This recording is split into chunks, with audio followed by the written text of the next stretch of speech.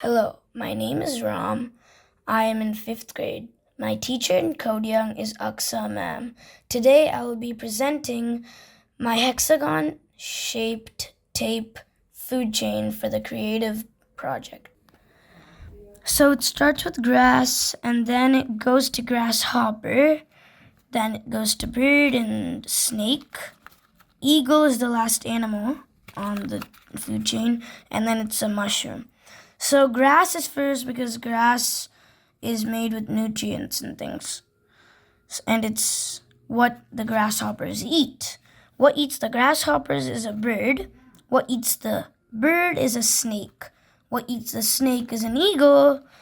And lastly, when the eagle dies, the nutrients goes to land and all types of living things like mushroom, grass, trees, bushes, and anything like that.